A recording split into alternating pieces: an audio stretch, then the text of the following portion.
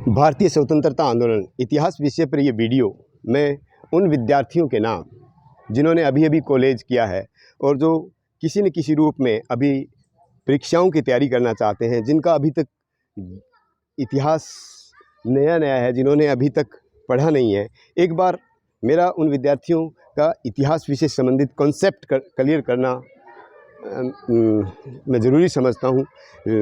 Concept जब clear होगा तो विजन अपने आप तैयार हो जाएगा। तो ज़्यादा देरी न करते हुए मैं वीडियो को जल्दी से शुरू करना चाहता हूँ। ये इंडियन नेशनल मूवमेंट जो है हमारी भारतीय स्वतंत्रता आंदोलन की, उसके ऊपर मैं बहुत ही संक्षिप्त में ये वीडियो बना रहा हूँ। आप ध्यान से सुने। मैं ये वीडियो जो है ये इंडियन नेशनल मूवमेंट पर है और मैं 1885 में जब कांग्रेस की स्थापना होती है, तत्कालीन वायसराय लॉर्ड डफरिन और एओ हुम के द्वारा वहाँ से लेकर के और 1950 तक जाना चाहता हूँ। देखता हूँ मैं इसमें कितना सफल हो पाता हूँ। तो जो कांग्रेस से पहले 1885 से पहले भारत में किसी भी प्रकार की जो संस्थाएं काम कर रही थी अंग्रेज़ों के खिलाफ लड़ने के लिए, उनमें एक सिर्फ इंडियन एसोसिएशन ही ऐसी संस्था थी जिसे अखिल भारतीय स्तर की संस्था कहा जा सकता था, जिसकी स्थापना जो है, जिनके फाउंडर जो हैं वो सुरेंद्र नाथ बनर्जी थे। और वो जब कांग्रेस का निर्माण हो गया तो वो इंडियन एसोसिएशन भी किसी न किसी रूप में कांग्रेस के साथ ही सम्मिलित हो गई या उसमें समाहित हो गई। जो कांग्रेस की शुरुआत है वो 1885 में हुई। 1885 में इसका पहला अधिवेशन जो है वो बम्बई में हुआ, दूसरा 1886 कलकत्ता, तीसरा मद्रास, चौथा आपका इलाहाबाद। और इसके जो अध्यक्ष रहे वो व्योमेश चंद्र बनर्जी और फिर दादा भाई नौरोजी और फिर बदरुद्दीन तैयब जी और फिर जॉर्ज ह्यूल। इस तरह से कांग्रेस ने धीरे धीरे इंडियन नेशनल मूवमेंट में अपना रफ्ता जो सफ़र तय किया वो 1947 तक भारत को आखिर में आज़ादी दिलाने में कामयाब हुआ। तो मैं अब घटनाओं को आगे क्रम से जोड़ूंगा कि 1885 में कांग्रेस के जन्म के साथ ही सबसे पहली बड़ी घटना जो देश में हुई वो 1905 में बंगाल के विभाजन से शुरू हुई। बंगाल का विभाजन अंग्रेज़ों ने सांप्रदायिकता फैलाने के लिए कर दिया। उसके बाद में बंगाल के विभाजन में यही चीज़ जो अंग्रेज़ चाहते थे वो सामने लेके आए और 1906 में मुस्लिम लीग की स्थापना हुई। 1907 में उसके मुस्लिम लीग के जो अध्यक्ष बने पहले वो वकार उल मुल्लक, और ढाका के नवाब सलीमुल्लाह के संरक्षण में वो बनी थी, ढाका के अंदर ही उसकी स्थापना हुई। 1907 में कांग्रेस जो है उसका विभाजन हो गया सूरत के अंदर। गरम दल और नरम दल के बीच में कुछ मतभेद थे जिनको लेकर के, और फिर 1907 में कांग्रेस के विभाजन के बाद 1909 में आया मार्लियामेंटो सुधार, और मार्लियामेंटो सुधार में अंग्रेज़ों ने सांप्रदायिक चुनाव प्रणाली डाल दी। उनका जो उद्देश्य था वो उस उद्देश्य में कहीं न कहीं कामयाब रहे 1909 में। फिर 1909 के बाद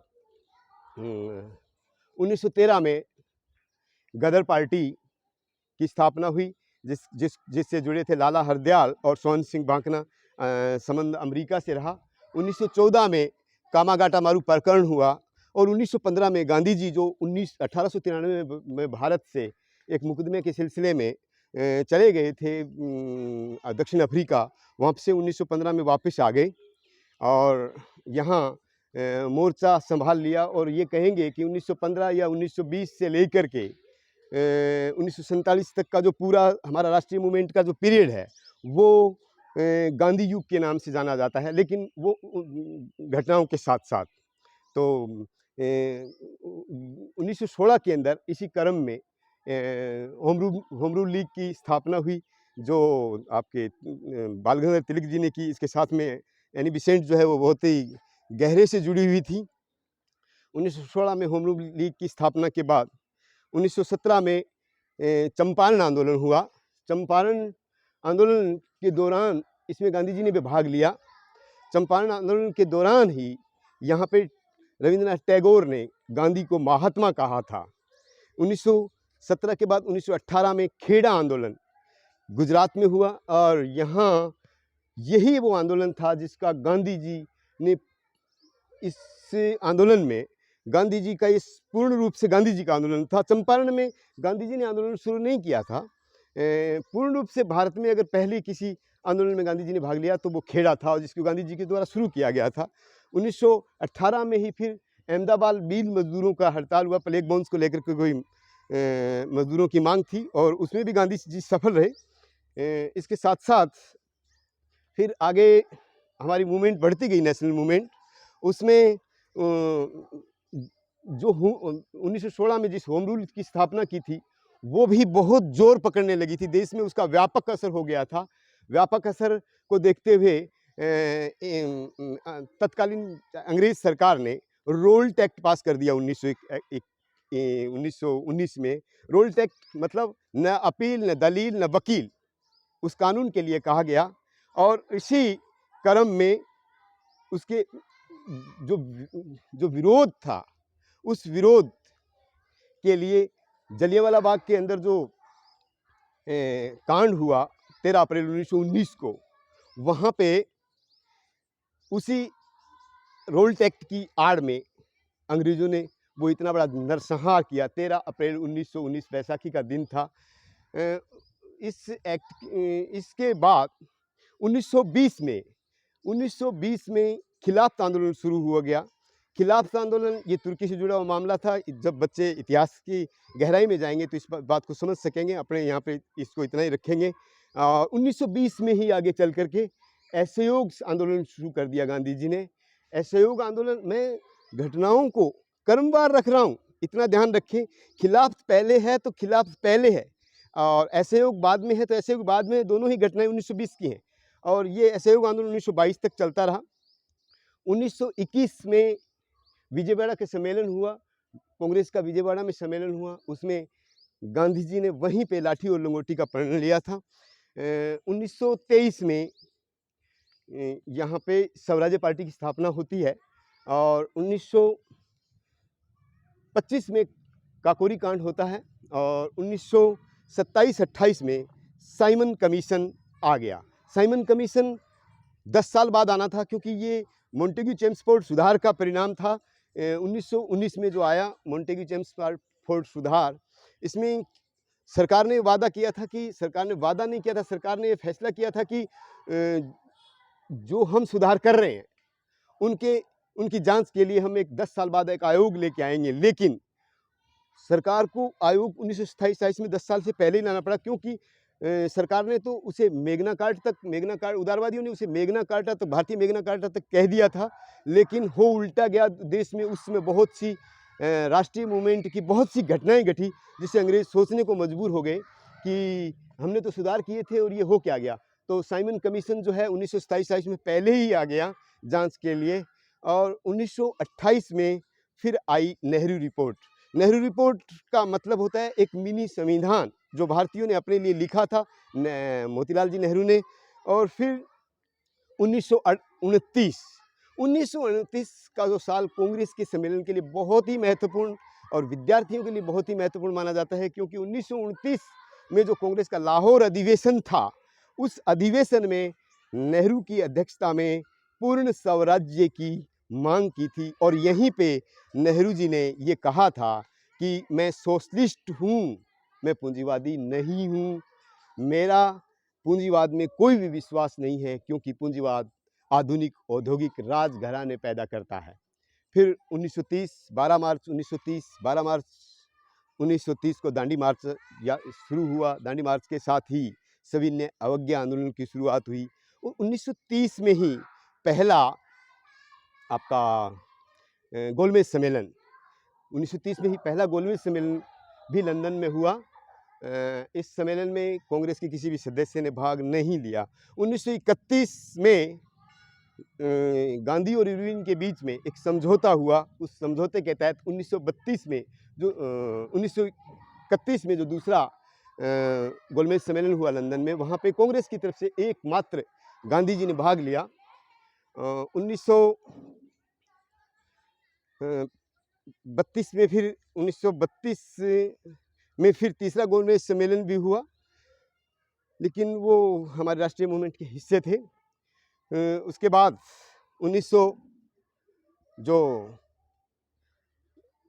भारत सरकार अधिनियम 1935 आया और जिसके तहत यही हम अंग्रेज़ों के द्वारा लाया गया अंतिम अधिनियम था और इसी के तहत भारत का शासन आज़ाद होने के बाद भी चलता रहा और इसी अधिनियम का बहुत प्रभाव हमारे भारतीय संविधान पर भी है।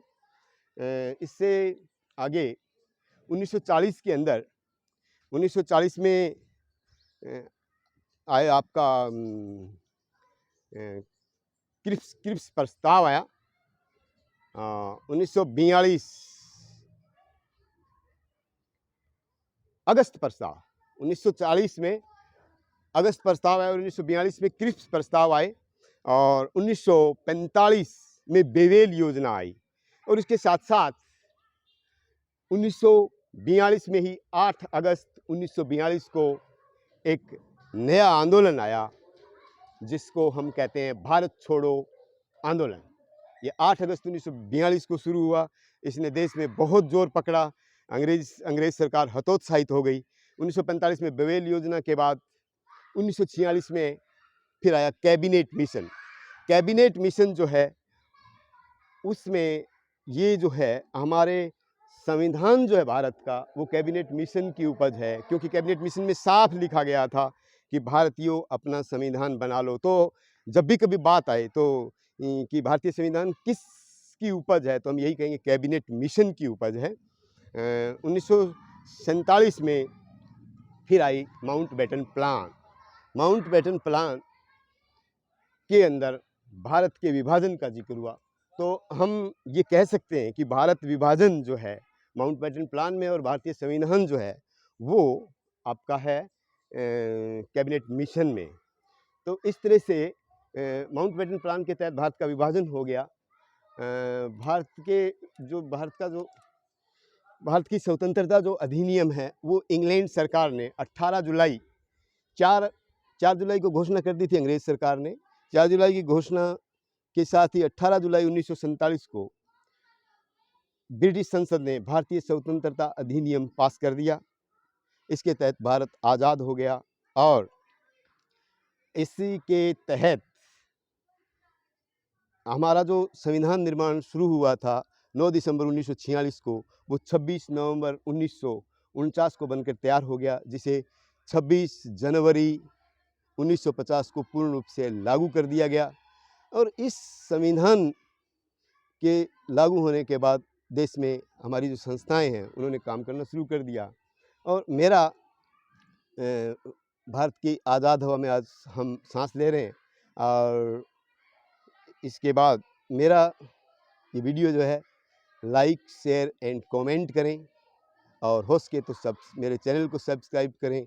मेरा आपको विद्वान बनाने का कोई उद्देश्य नहीं है। विद्वान वीडियो से आप नहीं बनेंगे, विद्वान आप किताबें पढ़ने से बनेंगे। अब ये जो घटनाएं हैं इनके बाद आप अपनी किताबें पढ़िए, आपका कंसेप्ट क्लियर होना चाहिए। थैंक यू, जय Hind. Thank you for watching this video. धन्यवाद।